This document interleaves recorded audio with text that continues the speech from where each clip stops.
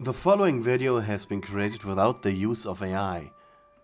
Please support your human content creators by liking the video and commenting something down below. Subscribing is optional. Now please, enjoy the show. Tap, tap, tap, tap, tap.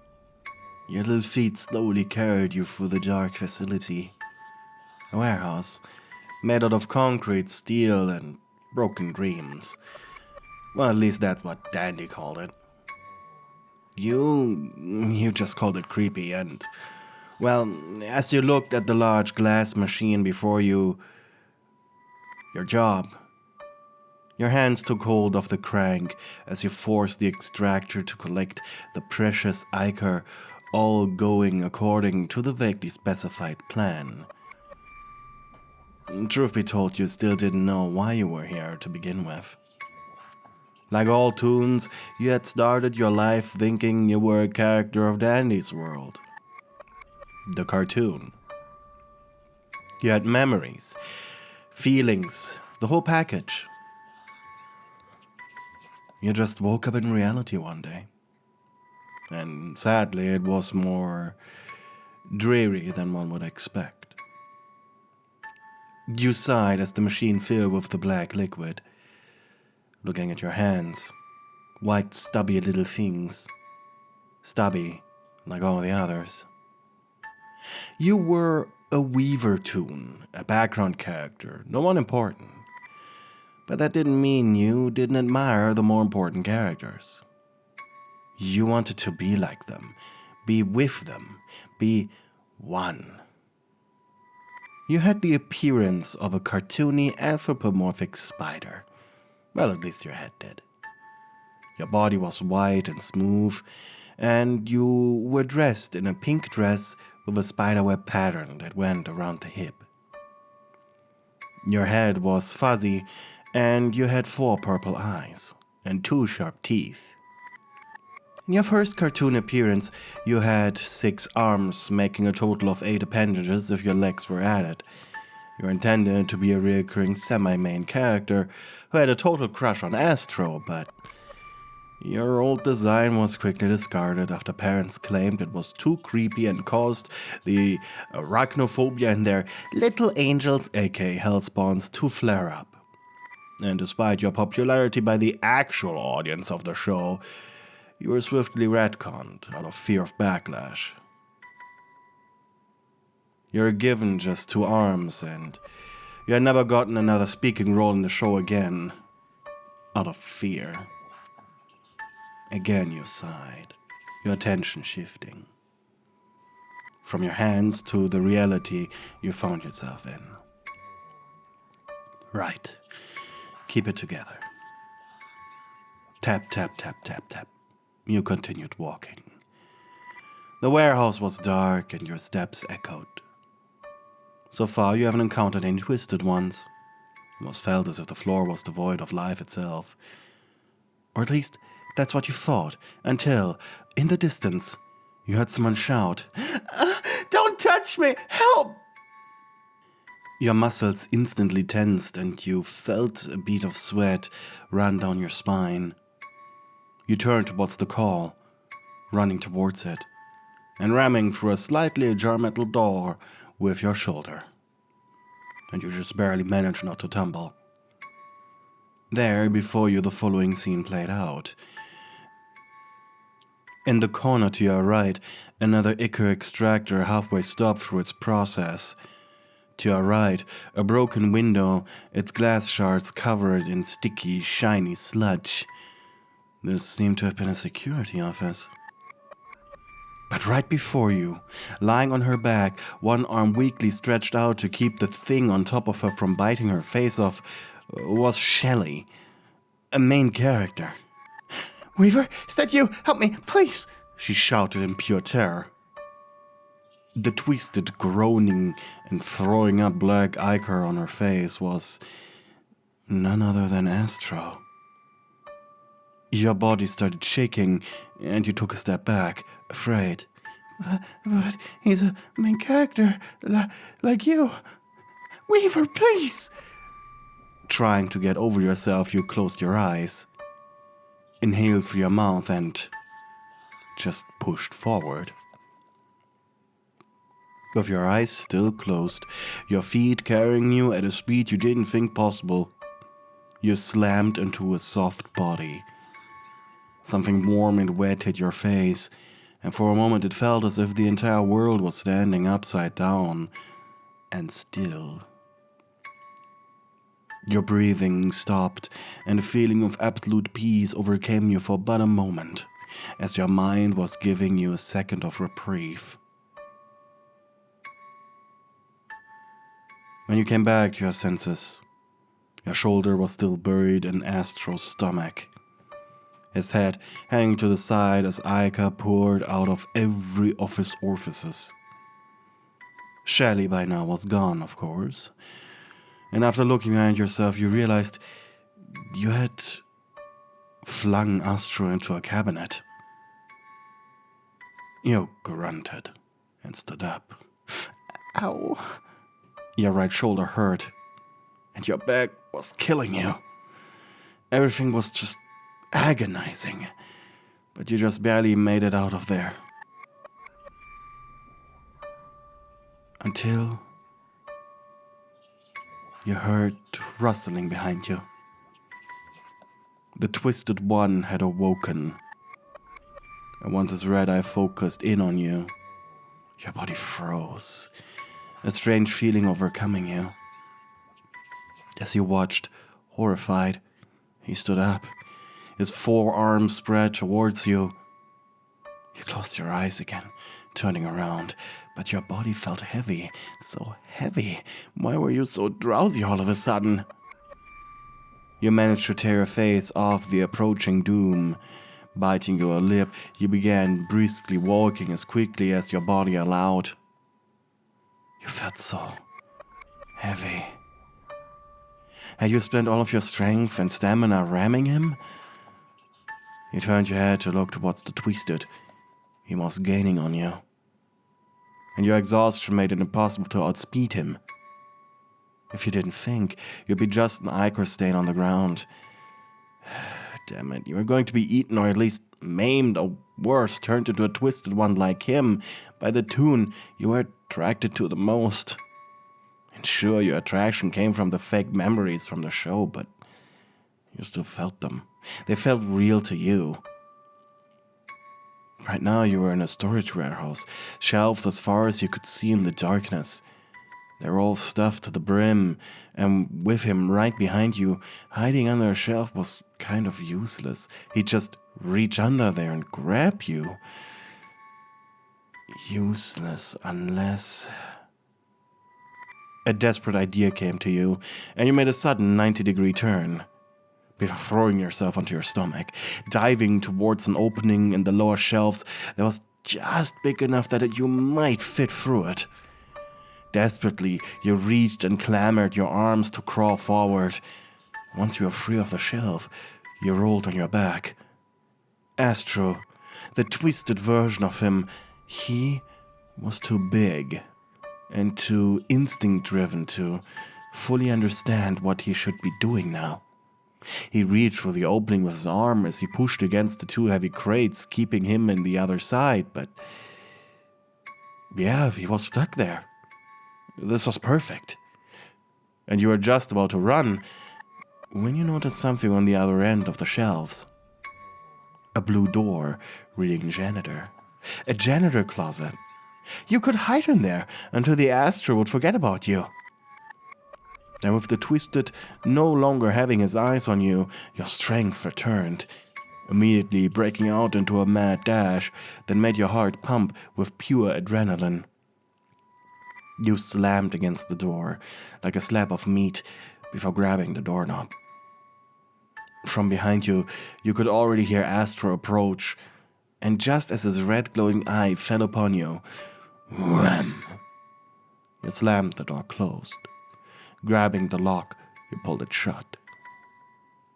It was finally time to relax. Exhausted with your back pressed against the door, you slid down on the floor, breathing in the mild smell of lemon pledge and wet towels. while Astro was scratching against the door's metal. There was a small chute on the upper half of the door, and carefully opened it, only for Astro to stare right at you, his arms attempting to reach through it. But you smiled, leaning back against the janitor's cart. Now you could take positive advantage of the drowsiness he was giving you. Yawning, you hummed, relaxing your muscles. Didn't know you guys could be useful, you snickered. It took you a little while before your relaxation, however, turned into slowly creeping dread. How are you going to get out of here again? Against your better judgment, you roughed yourself on your feet. But even after a thorough search of the closet, there was nothing in here that was of any use. Perhaps except for one thing. There was a collar in here. A decently sized chain attached to a spiky leather ring. It just barely fit around your head. And so, with a small shuffle steps, you approached the door. Groaning, Astro had shoved both arms into the chute. He was a little stuck now. Maybe if you were quick enough. You reached below his arms with 2 fingers, taking hold of the metal lock and pulled. Thanks to Astro's own force and weight, the door immediately swung open. You just barely missed your head as you sidestepped. And with a loud thunk, the twisted hit his head on the wall. Stunned, you jumped behind Astro, and click. The collar was now secured around his throat. You then grabbed the chain his collar was attached to with both hands, and yoinked him with all your might, lifting Astro out of the door and on the ground. He was dazed. Taking advantage of that, you've wrapped the chain around securely on one of the shelves, effectively binding him to the spot. Breathing heavily, you stood there, just mere inches away from Astro's angrily swiping hands, before smiling like honey cakes. You just captured a twisted. Holy crap. Did anyone else did that do before you? Were you the first? Were you going to be the last? Proudly, you put your hands on your hips. Now that is main character worthy, isn't that? Right, Astro? You asked that with utter sincerity. This was not spiteful. You liked him after all. And his approval was important to you. Please tell me you're proud of me, you asked innocently. You know, you look much less scary like that, you admitted. You tapped your fingers together and yawned, another drowsiness wave overcoming you. Frowning, you slapped his head with your hand. Hey, stop that! It's not nice! But still, you yawned. The twisted, probably realizing he wasn't going to get you, just stood there. You know, there are a few things I always wanted to try with you, Twisted. What hurts you, and how do you think? And just how much of the toon you were is still in there? It's so fascinating to me. You leaned forward a bit, giving him an innocent look and a side eye. Are you okay with that? Can I experiment with you a little? Just a little. It will only take a bit. It didn't take a bit. It was sometime later, a long time later in fact, when from somewhere you heard a noise. Taking a step away from the twisted Astro, who right now was leaning with his back against the shelf in his sitting position, you turned around. Your friends must have come back for you. Quickly, you walked towards the direction. You had to tell them about your new friend. Entering a hallway illuminated by the light of the elevator, you saw a Boxton and a Goop leaving through it. They looked afraid. Smiling, you approached to greet them, raising your right claw to wave at them. But as Boxton's eyes fell upon you, he just screamed, and both toons began running. Well, yeah, maybe you looked a little wild. You had spent quite a lot of time here. Your hair had grown a lot, and you didn't have a shower in a while. You were probably covered in ichor. And come to think of it, you haven't slept for a long time as well. And you were really hungry. Though they should be able to see that you had survived quite comfortably here with Astro. They probably should meet him. You could explain the entire situation with him. And so quickly you gave chase. The Boxton, of course, was much slower than Goop, so it was him you followed first. Exhausted, he was already huffing, while your heavy footsteps echoed closer. He was crying. But just before you reached him, a thought came to you. Wait a second. If you joined them, you'd be forced to enter the elevator. You'd be forced to go to a different floor with new horrors, and you'd leave Astro behind. Would they even accept a twisted one? No, you couldn't risk that. You can't risk your experiment. Your eyes narrowed. Wiping away the ichor pouring out of your eyes, you sprung forward, your large hands grabbing the Boxton. No, please don't do this, he cried in pain like a baby, while you increased the pressure around his box head. It creaked, and he squealed, and he squirmed. Your muscles aggressively tensed as they increased the pressure even more around his head. He tried hitting your hands, but you retaliated by pressing your fingers into his eyes until they made a very satisfying pop. And then the nauseating sound of breaking plastic, tearing flesh, crunching bone, and tearing skin echoed through the empty blackness. Your claws stained with Boxton's ichor. You took a step back, head immediately shooting right where the shivering Goop was.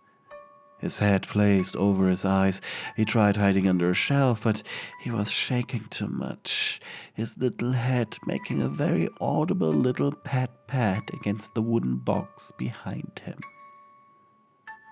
You approached, eyes pulsating with violence and malicious intent. And Goop's screams could be heard on the entire floor. Once you were done with him, you pulled him behind yourself by his hand. That was an experiment you wanted to try on Astro for a long time, but you never could. And now you can. Throwing Goop's mangled carcass before the twisted, you sat down before him. And through a veil of your own hair, you watched as Astro fed. He tore his hands into Goop's body with zero hesitation. And then he did something you didn't expect. With his right, he ripped out a chunk from Goop's lower half and stretched out his arm, offering it to you. You placed one of your claws on your stomach. Well, you could go for a snack. Stepping towards the twisted one, you took the flesh. Like all toons, you were colorful on the surface, but under your skin, it was all just black flesh and ichor. It was nice sharing a meal with Astro. He was such a gentleman when he wanted to be, and when he was interested in someone. and you are glad this someone was you. Astro had been such a good boy for a while now. You had been so happy when he stopped trying to bite you. Now being so close to him, feeling the warmth of his body and hearing the ichor pump within him, you couldn't help yourself. Filled with desire, you threw yourself against him.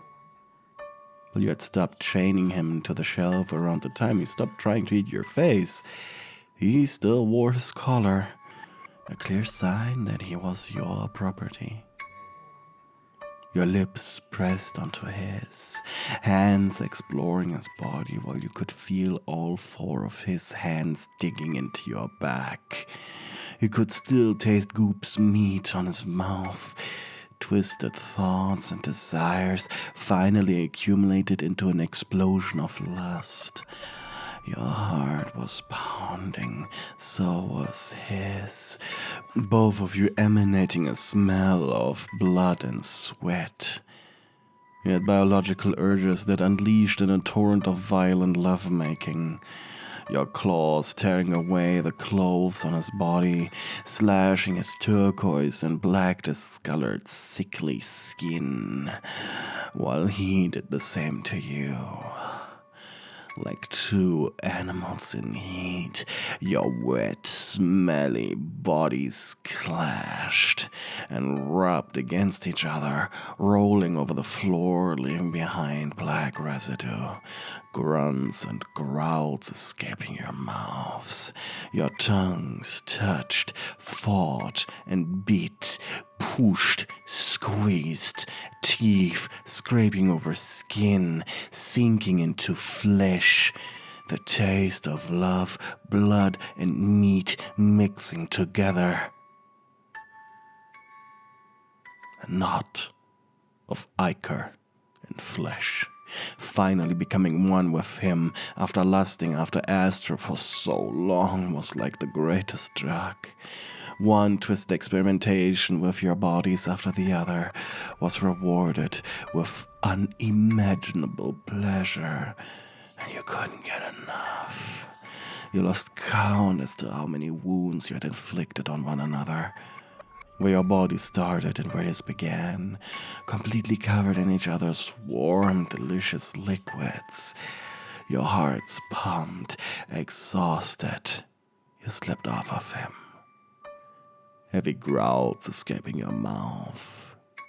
A piece of your lip had been bitten off by him, but the pain was as pleasurable as the feeling you got when you bit into his squishy, soft tongue earlier. Exhausted, you collapsed. Purring, you curled up against him. He too was almost unable to move, rolling onto his side to press his heavily damaged body against yours.